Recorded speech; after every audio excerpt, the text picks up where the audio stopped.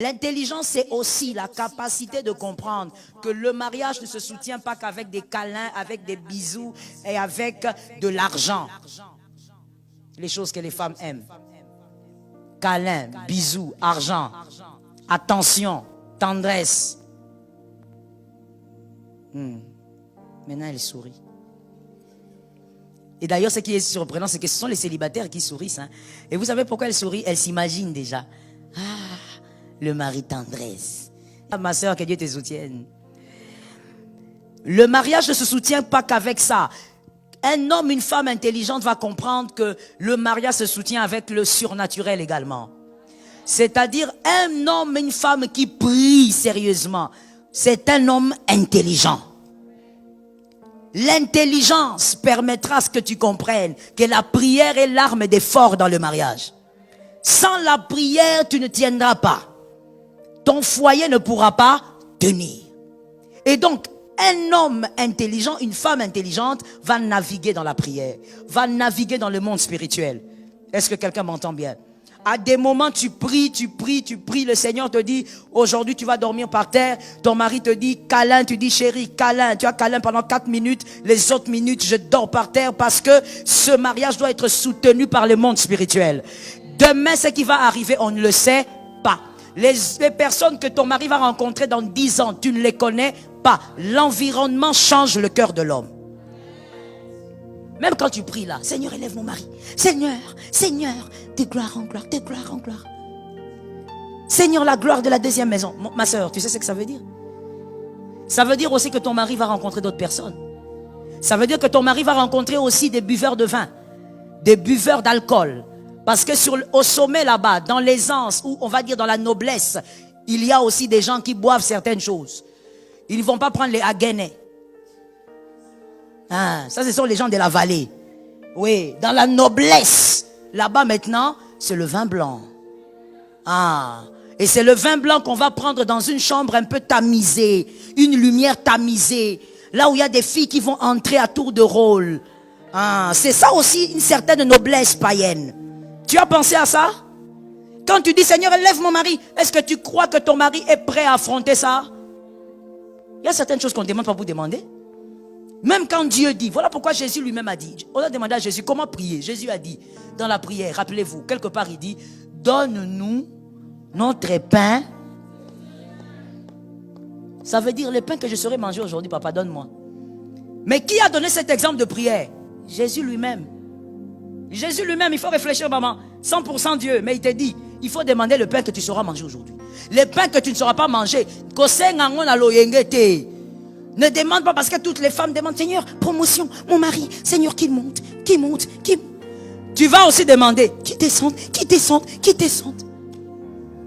Tu vas réclamer la chute. Parce que tu ne sais pas que dans les hauteurs, les amis changent. Mais oui, ce sont même ces gens-là qui vont lui dire, ah, mon frère, toi jusqu'aujourd'hui tu fréquentes des gens comme ça. Mais non, toi quand c'est la pause, tu vas manger où? Non, quand c'est la pause, moi je vais manger à, quoi? Donnez le nom d'un restaurant là. Oui, moi je ne veux pas le citer pour faire la publicité. Mais il donne le nom d'un restaurant. Et puis ses amis vont lui dire, ah, toi vraiment jusqu'aujourd'hui tu vas manger là-bas. Hein? Nous les cadres comme ça on ne mange pas là-bas. Attends, on va t'amener. Là où on va l'amener, on va l'amener. Quand tu vas appeler, soit éteint, soit hors du périmètre. Il va t'appeler après la pause. Mais chérie, je t'avais appelé. Oh, excuse-moi, je t'avais pas. Tu sais quand ton mari commence déjà avec excuse-moi. Tu es déjà chaotisé. Même la phrase que tu avais réservée là pour parler, elle est déjà morte. Mais il ne t'a pas dit où il était. Il s'est limité à dire excuse-moi. Ah, les mariages sont difficiles. Quand tu demandes l'élévation, tu demandes qu'on élève ton mari, tu demandes, Seigneur, donne à mon mari l'argent. Attention, est-ce que tu sais ce que tu demandes? Je ne dis pas de ne pas le demander, mais je dis connais ton mari. Je dis aussi entre dans les systèmes de Dieu. Dis au Seigneur, Seigneur, donne. Mais au-delà que ta volonté. Stratégie. Dis à un frère, à une soeur, c'est Jésus lui-même qui a dit ça. Ma soeur, moi je prends seulement la prière de Jésus. Il était 100% Dieu. Mais quand il parlait, il savait ce qu'il disait. Il parle beaucoup et puis à la fin il dit, que ta volonté. C'est tout. Tu dis, Seigneur, moi je veux que mon mari soit millionnaire. Mais c'est toi qui connais le cœur, que ta volonté. Qui voudra que son mari soit millionnaire pour que son mari soit démissionnaire? Les millions ne doivent pas amener la démission. Les millions doivent créer la responsabilité. Doivent créer, comment on dit, même, on peut dire même un toboggan pour les enfants. Que les millions ne créent pas un homme démissionnaire. Toi-même, tu vas commencer à regretter. Là, combien de femmes j'ai vu en train de pleurer. Maman, l'argent là, maman, d'où c'est venu, que ça rentre, que ça. Parce que quand l'homme n'avait pas cet argent, l'homme dormait avec elle.